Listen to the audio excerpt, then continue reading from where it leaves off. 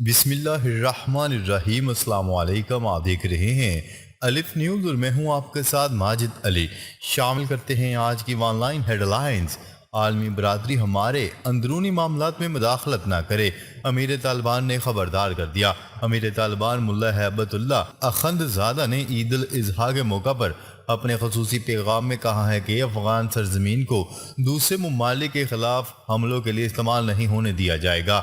تاہم عالمی برادری بھی افغانستان کے اندرونی معاملات میں مداخلت سے باز رہے۔ عالمی خبرساں ادارے کی رپورٹ کے مطابق طالبان کے امیر ملا ہیبت اللہ نے عید الاضحیٰ پر اپنے پیغام میں کہا ہے کہ امریکہ کے ساتھ فروری 2020 میں ہونے والے امن معاہدے کی پاسداری کر رہے ہیں، تمام ممالک سے اچھے تعلقات چاہتے ہیں اور وہ بھی ہماری حکومت کو تسلیم کریں۔ قطر کے وزیر خارجہ کا آج دورہ ایران۔ اسلامی جمہوریہ ایران کی وزارت خارجہ کے ترجمان نے کہا ہے کہ قطر کے وزیر خارجہ آج ایران کے دورے پر تہران پہنچیں گے۔ ایران کی وزارت خارجہ کے ترجمان کا کہنا تھا کہ ایران اور قطر کے اچھے تعلقات کے پیش نظر قطر کے وزیر خارجہ اپنے ایرانی ہم منصب کے ساتھ ہونے والی ملاقات میں علاقائی اور عالمی صورتحال اور دو طرفہ باہمی دلچسپی کے امور پر تبادلہ خیال کریں گے۔ طالبان نے ملا عمر کی زیر زمین چھپائی گاڑی نکالی۔ طالبان نے اپنے سابق امیر ملا عمر کی برسوں قبل زیر زمین چھپائی گئی ذاتی گاڑی کو نکال لیا۔ میڈیا رپورٹس کے مطابق ملا عمر کی دفنائی گئی گاڑی کو افغانستان کے صوبہ زابل سے نکالا گیا ہے، جو کہ طالبان نے ہی چھپائی تھی۔ غیر ملکی میڈیا کی رپورٹ کے مطابق ملا عمر کی ذاتی گاڑی کو 9/11 میں افغانستان میں امریکہ کے حملے کے بعد زیر زمین چھپایا گیا تھا، جس سے متعلق امریکہ کے ایک معروف اخبار نے رپورٹ شائع کی تھی، جس میں اخبار نے 2001 میں ملا عمر سے متعلق چلنے والی خبروں کے حوالے سے کہا تھا کہ امریکہ کے حملے کے بعد ملا عمر افغانستان چھوڑ کر پاکستان چلے گئے ہیں کی تردید کی تھی، اور بتایا تھا کہ ملا عمر افغانستان میں ہی ہیں اور صوبہ زابل میں قیام پذیر ہیں۔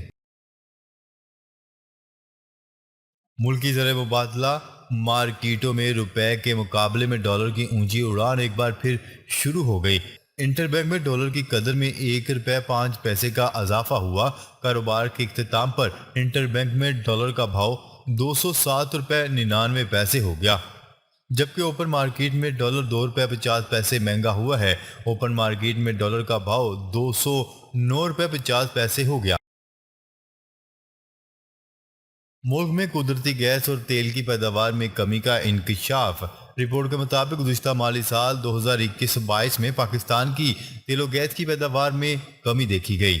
رپورٹ میں بتایا گیا ہے کہ گزشتہ مالی سال گیس کی پیداوار 2% کمی کے ساتھ 3 ارب 38 کروڑ مکافٹ رہ گئی۔ رپورٹ کے مطابق گزشتہ مالی سال تیل کی پیداوار 3% کمی کے ساتھ یومیہ 73,000 بیرل رہی۔ عالمی مارکیٹ میں امریکی اور برطانوی خام تیل کی قیمتوں میں 9% تک کی کمی واقع ہوئی ہے۔ بین الاقوامی خبرساں ادارے کی رپورٹ کے مطابق عالمی منڈی میں برطانوی خام تیل کی قیمت میں 10.77 ڈالر جبکہ امریکی خام تیل کی قیمت 9.30 ڈالر فی بیرل کی کمی ہوئی ہے۔ جبکہ بلوم برگ میں شائع ہونے والی ایک رپورٹ میں سٹی گروپ کے حوالے سے انکشاف کیا گیا ہے کہ رواں برس کے اختتام تک خام تیل کی قیمت 65 ڈالر تک گر سکتی ہے، جبکہ آئندہ برس کے اختتام تک یہ قیمت 45 ڈالر فی بیرل رہ جائے گی۔ کنزرویٹو پارٹی کی جانب سے برطانوی وزیر اعظم بورس جانسن کے خلاف تحریک عدم اعتماد کے لیے خط جمع کروا دیا گیا ہے۔ غیر ملکی میڈیا کی رپورٹ کے مطابق برطانوی وزیر اعظم بورس جانسن کی کابینہ کے 5 وزراء مستعفی ہو چکے ہیں، جبکہ کنزرویٹو پارٹی کی جانب سے ان کے خلاف تحریک عدم اعتماد کی درخواست جمع کروا دی گئی ہے۔ بورس جانسن آج پارلیمنٹ کے 2 اجلاسوں میں سوالات کا سامنا کریں گے۔ ایمنسٹی انٹرنیشنل کی اینکر عمران ریاض خان کی گرفتاری کی مذمت۔ انسانی حقوق کے لیے کام کرنے والے عالمی ادارے ایمنسٹی انٹرنیشنل کا عمران ریاض خان کی گرفتاری پر تشویش کا اظہار۔ ٹویٹ کی ایمنسٹی انٹرنیشنل صحافی عمران ریاض خان کی گرفتاری کی پرزور مذمت کرتی ہے اور حکام سے اختلاف کرنے والی آوازوں کو سزا دینے سے باز رہنے کی اپیل کی گئی ہے، جیسا کہ پاکستان میں کئی سالوں سے ایک تشویشناک رجحان رہا ہے۔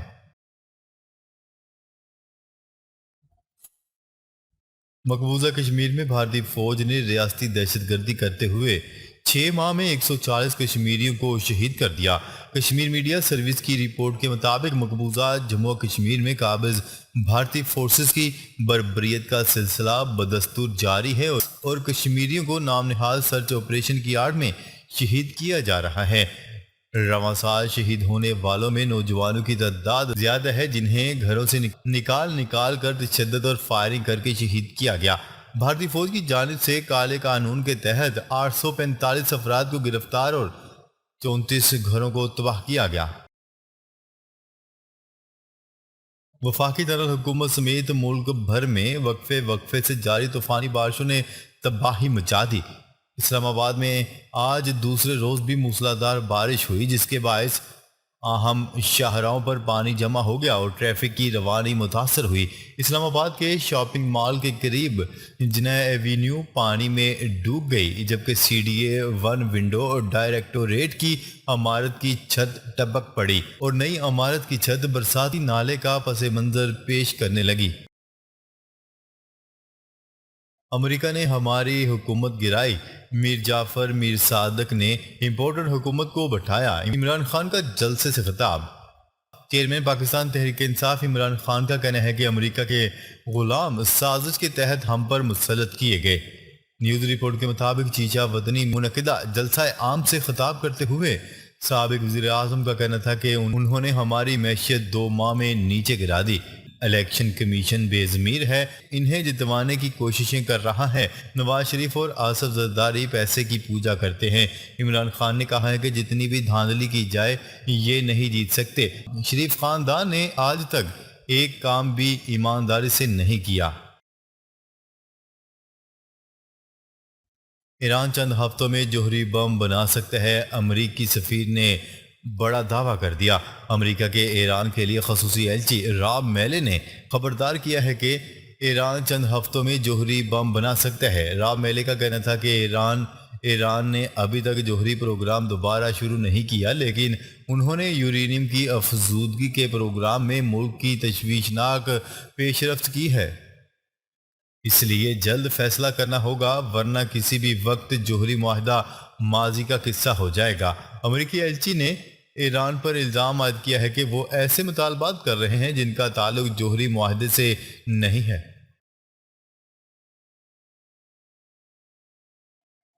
وزیر اعظم سے اختلافات، برطانوی وزیر صحت اور وزیر خزانہ مستعفی۔ پاکستانی نژاد برطانوی وزیر صحت ساجد جاوید نے ٹویٹر پر لکھا کہ انہوں نے وزیر اعظم سے بات کر کے وزیر صحت اور سماجی نگہداشت کی حیثیت سے استعفیٰ دے دیا ہے۔ انہوں نے کہا ہے کہ برطانیہ کی وزارت صحت کی حیثیت خدمات انجام دینا میرے لیے ایک بہت بڑا اعزاز رہا ہے۔ بیجا پابندیاں، غیر آئینی احکامات۔ ٹویٹر نے مودی سرکار کے خلاف مقدمہ دائر کر دیا۔ ٹویٹر نے بیجا پابندیوں کے خلاف اور غیر آئینی احکامات ماننے سے انکار کرتے ہوئے مودی سرکار کے خلاف مقدمہ دائر کر دیا۔ ٹویٹر نے مودی حکومت کے خلاف کرناٹک ہائی کورٹ میں مقدمہ دائر کرتے ہوئے یہ موقف اپنایا ہے کہ آئی ٹی ایکٹ کے تحت حکومت کے پاس اس طرح کے احکامات دینے کا اختیار نہیں ہے۔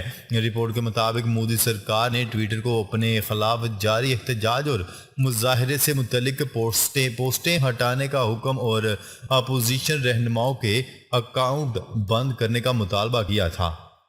واضح رہے، مودی سرکار نے ٹویٹر پر دباؤ ڈالنے کا آغاز کسان تحریک سے کیا تھا، جبکہ کرونا وبا کے دوران حکومتی نااہلی بے نقاب کرنے پر بھی ٹویٹر کو تنقید کا نشانہ بنایا گیا تھا۔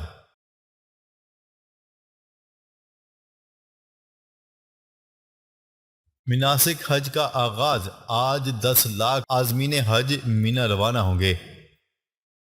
دنیا کے مختلف ممالک سے آنے والے 10 لاکھ حج فریضہ کی ادائیگی کے لیے آج 7 اور کل 8 ذی الحج کی درمیانی شب مکہ مکرمہ سے مینا کے لیے روانہ ہوں گے۔ فریضہ حج کی ادائیگی کے لیے 2 سال کے طویل انتظار کے بعد مینا میں عازمین حج کے قیام کے لیے دنیا کی سب سے بڑی خیمہ بستی جدید سہولیات کے ساتھ آباد ہو چکی ہے۔ ناظرین، اب تک کے لیے اتنا ہی۔ مزید خبریں لے کر بہت جلد آپ کی خدمت میں حاضر ہوں گے۔ تب تک کے لیے اپنا خیال رکھیے گا۔ اللہ نگہبان۔